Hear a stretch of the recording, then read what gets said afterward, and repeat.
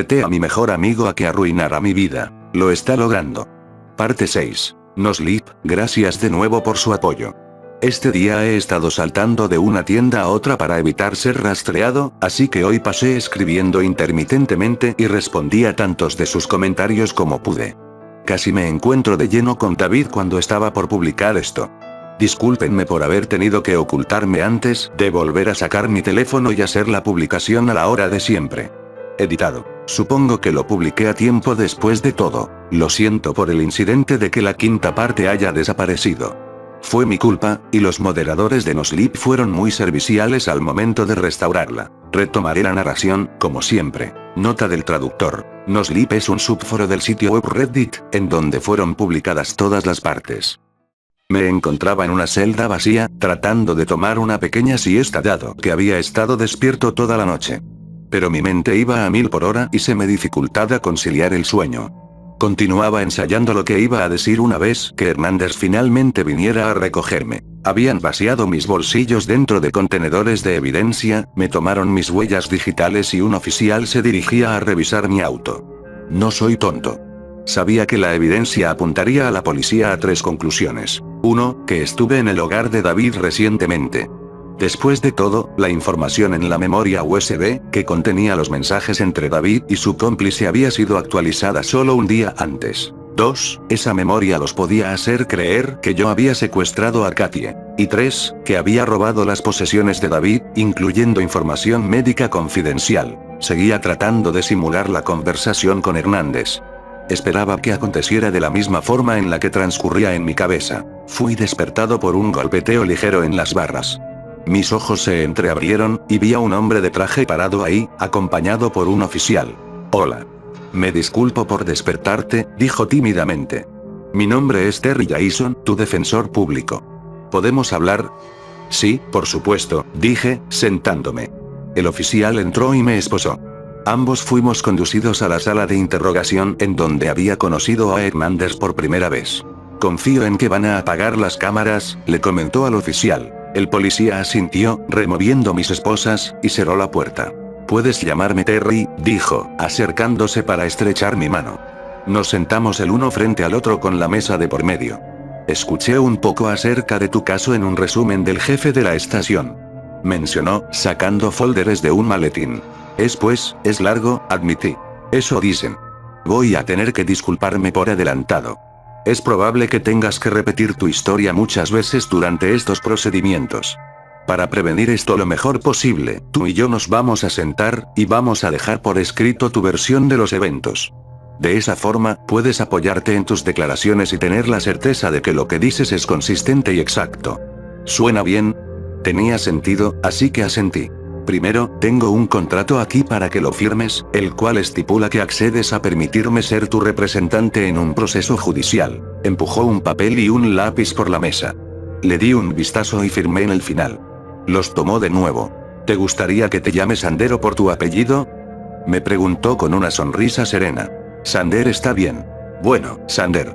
Comencemos a escribir. Terry se sentó conmigo pacientemente mientras yo escribía cada detalle que podía recordar. Empecé con la conversación del reto que tuve con David y continué toda la cadena de eventos hasta el punto actual. Empezó como una página con recuerdos revueltos, y palabras para refrescar mi memoria. Luego tomó lentamente la forma de una declaración, que Terry me ayudó a editar para convertirla en una declaración basada en hechos.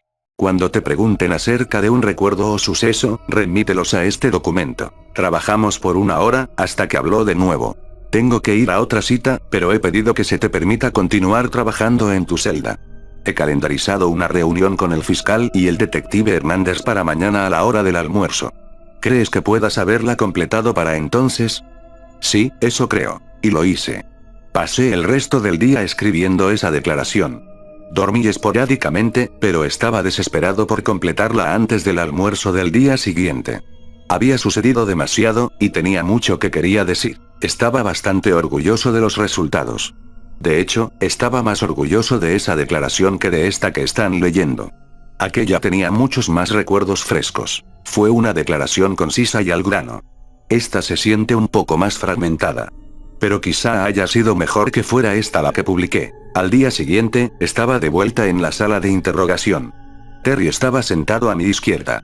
Hernández estaba parado contra la puerta, viéndome fijamente con sus brazos cruzados. No podía leer su expresión. Al otro lado de la mesa, estaba sentado un hombre anciano, quien se había introducido como Gunderson, el jefe del departamento. El jefe de Hernández. A su lado se encontraba un hombre alto y desgarbado con cabello negro y aceitoso. Mantenía sus manos detrás de su espalda, observándome atentamente. La grabadora entre nosotros estaba activada. He sido actualizado acerca de los casos en los que estás involucrado, dijo el jefe Gunderson con una voz ronca. Tomando en consideración los descubrimientos recientes, estoy interesado en escuchar todo desde tu perspectiva. ¿Me arrestaron solo para escuchar mi versión de la historia? Solté. No, te arresté porque se sospecha que incendiaste la casa de Annie King, matándola de esta forma. Hernández me dice que te pudiste haber sentido con el derecho de hacer tal cosa por todas las acusaciones que has utilizado como munición en contra de David King. Así que me gustaría escuchar desde el comienzo qué fue lo que ha sucedido, y conocer tu versión de los eventos. ¿Quién es él? Pregunté, señalando al hombre larguirucho. Soy el fiscal, Adam Leuderman, me contestó.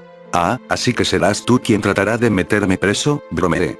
Terry colocó una mano de advertencia en mi pierna. Trataré de establecer la verdad acerca de lo que sucedió, me corrigió, mirándome con desprecio. Mi cliente ha preparado una declaración de la cual pretende depender enteramente, dijo Terry, repartiendo copias de las 17 páginas escritas a mano. El jefe y el fiscal tomaron una. Hernández caminó hacia el frente y agarró una también. Empezó a leer de inmediato desde su lugar en la esquina. Traté de captar su mirada, pero no me vio en ningún momento. ¿Confío en que podemos comenzar hoy el proceso de investigación jurídica?, preguntó Terry. Necesitaré copias de todo, al igual que una copia de la condena oficial. Ignoré a Terry, y me enfoqué en Hernández. Había algo acerca de su actitud que atrapaba mi atención. No podía identificar qué era.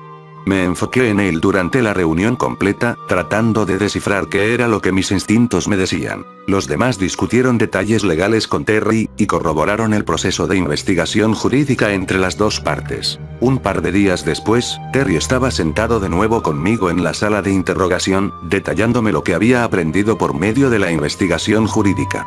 La investigación jurídica consiste en que ambas partes de un caso intercambian evidencia para que no exista ninguna sorpresa cuando vayan al juicio. Cualquier cosa que no sea ventilada durante la investigación jurídica no será admitida en la corte. Pero antes del juicio, vendría mi lectura de cargos. El momento en el que los cargos formales serían establecidos en mi contra, y tendría que declararme culpable o inocente. Terry estaba repasando la investigación jurídica conmigo para que estuviera preparado ante lo que dirían durante la audiencia y para que decidiera si me declararía culpable o inocente. Esto es lo que aprendí. Después de que fui arrestado, la policía revisó mi auto y encontró el disco duro, las memorias USB, y la evaluación psiquiátrica. Y algo más que fue curioso. Un bidón medio vacío de combustible. Ese bastardo había plantado un bidón de combustible en mi auto, en algún punto sin que yo lo supiera. Estuve en mi auto toda la noche, así que es posible que David lo hubiera plantado dentro de los pocos minutos en los que estuve en la estación de policía antes de ser arrestado, o que ya hubiera planeado incendiar su casa antes de que yo fuera a Walmart. La policía había revisado el contenido de todas las memorias USB, y había descubierto la conversación entre David y su cómplice. Excepto que, como había predicho, me acusaron a mí de haber escrito los mensajes y me enlazaron, de esa manera, al secuestro. El archivo de texto nunca especificó el nombre de Katie, pero ellos alegaban que el secuestro de Katie era el escenario más posible, dado que yo fui el primero en enterarme. Sin embargo, a pesar de esta evidencia, la fiscalía no sentía que podría convencer a un jurado. Así que no planeaban agregar el secuestro de Katie como un cargo formal en mi contra, pero estaban buscando más evidencia. También habían intentado abrir el contenido del disco duro de David, pero descubrieron que estaba encriptado, al igual que yo lo había hecho. Lo enviaron a un laboratorio para que fuera analizado. El reporte médico fue clasificado como inadmisible porque perjudicaba a un individuo que no había consentido la difusión de esa información. Todo ciudadano de los Estados Unidos retiene cierto control en cuanto a quién puede ver tus registros médicos. Denegar su uso en una corte de ley es un derecho que se retiene en ciertas situaciones, incluyendo esta. David había decidido poner en práctica ese derecho. Como resultado, el fiscal solo podía condenarme por posesión ilegal de los registros médicos de alguien más. Ese era un crimen grave, aparentemente. Terry también había sido informado de que el caso de robo de identidad estaba siendo combinado con los cargos en mi contra. Las compañías de las tarjetas de crédito habían hecho sus propias investigaciones, y estaban presentando cargos en mi contra por fraude. ¿Por qué harían eso? Porque una investigación técnica sobre el origen del registro de las tarjetas fraudulentas develó que la víctima misma, Sander Jones, había, en efecto, llenado y completado las hojas de registro desde su propio dispositivo informático. En otras palabras, rastrearon la dirección IP de quien había llenado las hojas de registro y descubrieron que mi computadora fue la infractora, lo cual significaba que me estaban acusando por haberlas registrado, por haber gastado todo el dinero, y por haberlo reportado después como fraude. Otro crimen de gran escala, el robo de mi cuenta de banco, también fue vinculado a mí. De nuevo, alegaban que estuve tratando de cometer fraude al presentarle el reclamo falso al banco. La policía finalmente había recibido las grabaciones de vigilancia del supermercado en donde el cajero automático estaba localizado. Había 3 ángulos. Una cámara estaba por encima de la puerta, una estaba por encima de la caja registradora, y una estaba en la esquina extrema de la tienda opuesta al cajero automático. Las grabaciones mostraban a un hombre con una sudadera oscura con capucha entrando a la tienda. El video estaba pixelado, como era de esperarse, pero, a pesar de eso, había un logo grande al reverso de la sudadera, que podía ser reconocido. El hombre con la sudadera entró al cajero automático, y se sacó algo de su bolsillo. La fiscalía alegaba que fue un teléfono celular, dado que la hora en la grabación concordaba con la hora de acceso a mi cuenta de banco. La figura encapuchada estuvo agachada por unos minutos antes de escribir en el cajero, bloqueando la pantalla con su cuerpo. El dinero salió, lo agarró y caminó hacia la puerta. La cámara en la esquina opuesta del cajero solo fue capaz de capturar una fracción de su rostro. Estaba borroso, pero la fiscalía lo comparó con fotografías de mi perfil de Facebook y alegaban que tenía la similitud suficiente para que pudiera ser considerado que era yo. Comparado con fotografías de David, también pudo haber sido él. Había debatido muy ferozmente ese punto con la fiscalía. Cuando había terminado con mi rabieta, el fiscal me dijo que los investigadores también encontraron una sudadera con el mismo logo en mi departamento. Luego utilizaron su carta del triunfo. La página web del banco había sido accedida desde la dirección IP, asignada a mi teléfono celular durante el mismo periodo de tiempo. Con respecto al incendio, el cual era la acusación principal en mi contra, tenían evidencia decente. El bidón de combustible era una, y el correo de voz era otra. Pero incluso había evidencia más fuerte. Cuando llegué a Walmart por primera vez, me estacioné cerca de la entrada principal, a plena vista de las cámaras colgando del edificio. Me vieron irme claramente cuando me estaba dirigiendo hacia la casa de David. Pero cuando regresé, me había estacionado en el parqueo trasero, pretendiendo alejarme de los demás autos para poder dormir. Las cámaras apenas podían distinguir mi auto, estacionado en el parqueo trasero. Estaba demasiado oscuro como para siquiera distinguir que era un vehículo, o eso alegaba la fiscalía. Así que, siendo realista, solo tenía mi propio testimonio para evidenciar el hecho de que había regresado a Walmart alrededor de las 6 de la tarde. Debo acotar que me tomó cerca de 15 minutos para llegar a la casa de David desde el Walmart, solo para que puedan entender el plazo de tiempo. Los bomberos habían recibido una llamada a las 6:04 p.m. de que la casa de David estaba en llamas. Se habían movilizado de inmediato, y encontraron a la casa incendiándose vivazmente. David fue hallado tratando de levantar a su madre del piso de la habitación de ella. Los habían sacado a ambos, y se descubrió que Doña Calla había muerto por asfixia. David fue llevado de emergencia al hospital con algunas quemaduras, y por inhalación de humo. Aún está pendiente de explicarle su versión de los hechos a la policía. Los bomberos habían presentado un reporte declarando que el fuego comenzó desde el centro de la sala de estar, en donde fue encendido un charco de combustible. Las llamas se habían esparcido a lo largo de la casa. Se encontraron rastros de combustible en varias habitaciones, haciéndoles creer que el sospechoso, yo, fue de habitación a habitación, y salpicó gasolina por todos lados.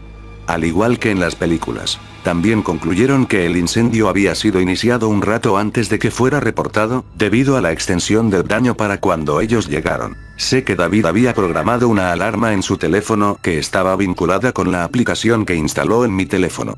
Cuando mi GPS dijo que estuve en su casa, una alerta debió de haber sido enviada a su teléfono como un mensaje de texto. Solo puedo imaginar que se montó a su auto, abandonó su turno laboral y aceleró hasta su hogar. Creo que fue por eso que los plazos de tiempo son tan cercanos. Les estoy especificando a ustedes todos estos detalles para que puedan ver cuán descorazonado me sentía mientras estaba sentado en mi celda.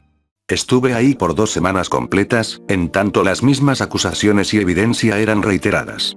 En verdad empecé a simplemente rendirme. Durante los primeros días, le pregunté a Terry acerca de cómo podíamos probar que había sido David, particularmente, quien había cometido estos crímenes.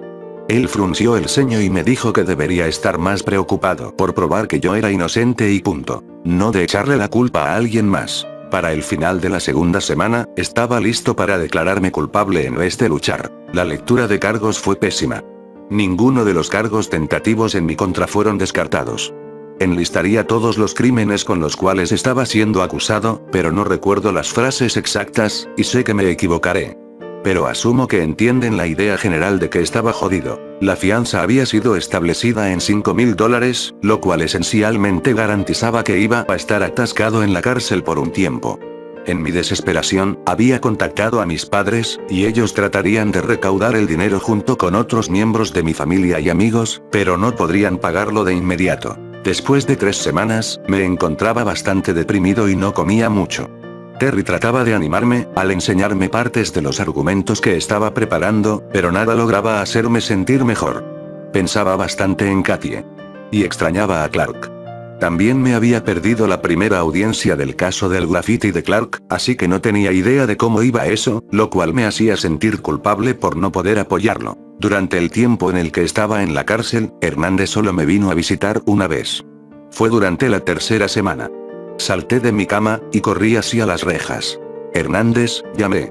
Por favor, dime que has venido a darme buenas noticias. No. Estás siendo transferido a la prisión del condado. Tu juicio se llevará a cabo allá. ¿Por qué? Él se encogió de hombros. Así es como funciona. ¿Encontraron algo en Isaac? Me había estado aferrando a la esperanza de que el cuerpo de Isaac generaría evidencia en contra de David. Quería que lo condenaran por ese crimen únicamente. Solo por uno. Lo deseaba tanto que mis manos temblaban cuando pensaba en ello. No tengo permitido hablar de eso, me esquivó, evitando mi mirada. De cualquier forma, vine a decirte que serás movido en 3 días. Hernández, repetí mientras él se daba la vuelta. Pensé que creías en mí. Así es. Hasta que incendiaste la casa de David. Ahora no estoy seguro de quién es el verdadero psicópata. No fui yo. Grité, pero me dio la espalda. 3 días más tarde, como Hernández había dicho, vinieron a trasladarme. Después de la cena, fui esposado y escoltado afuera de la instalación hacia una patrulla que me conduciría a la prisión del condado a 2 horas de distancia. Los 2 oficiales que me conducirían fueron respetuosos conmigo, pero pusieron la radio a todo volumen, tan pronto como íbamos por la carretera. Apenas podía escucharme pensar, y estaba comenzando a sentirme frustrado. Siempre había detestado los viajes en auto sin mi propia música, y ahora estaba atascado en un recorrido de 2 horas, con mis manos esposadas detrás de mi espalda y una radio zumbando música que no me gustaba. Llevábamos más o menos 1 hora, y estaba listo para gritar. Miraba por la ventana, tratando de encontrar algo interesante en lo cual pudiera enfocar mi mente. Íbamos por una carretera de 2 carriles sin ningún otro auto a la vista. Se estaba haciendo tarde, así que asumí que todos se habían ido a sus casas por lo que quedaba del día. Mi panorama de un lago agradable fue obstruido súbitamente por un camión gris. Traté de buscar otra cosa que pudiera contemplar, pero luego noté que el camión se estaba acercando peligrosamente a nuestro carril. Miré hacia arriba, y pude notar que era un camión blindado. Y tenía el mismo logo de la compañía para la que David trabajaba. El pánico fue instantáneo. Algo presionó mis pulmones y me impidió vocalizar. El camión se acercó lentamente a un costado de la patrulla hasta imponerse en contra de ella. Los policías gritaron. El policía que estaba conduciendo pisó el freno, y el otro policía dejó caer la radio que estaba tratando de alcanzar. La patrulla no desaceleró lo suficientemente rápido y el camión la sacó de la carretera. Me preparé para el impacto, mientras caíamos por la pendiente de pasto. Nos estrellamos en un árbol. Mi cinturón me mantuvo en posición, pero mi cabeza se lastimó cuando rebotó contra el respaldo del asiento del conductor. Los 2 policías estaban inconscientes, recostados en ángulos incómodos. Ninguno de ellos traía puesto su cinturón. Empecé a forcejear contra las esposas, tratando de alcanzar el botón para deshacer el cinturón de seguridad. Alcancé el botón rojo, y lo presioné. Cuando me di la vuelta para escabullirme por el cinturón flojo, vi a David puto King, bajando por la pendiente hacia el auto. ¡Ay, mierda, coño!, maldije, girándome para agarrar la manija de la puerta con mis manos esposadas. No tuve suerte. Las puertas estaban cerradas desde afuera para prevenir que los prisioneros salieran por su propia cuenta. David se acercó y se acercó, hasta que estaba justo afuera del auto. Me lanzó una sonrisa de superioridad, y abrió mi puerta. Traté de retroceder, pero me agarró del brazo y me tiró afuera del auto. Caí en la tierra con un jadeo. Me senté, y vi que su atención había regresado a la patrulla. Uno de los policías empezaba a espabilar.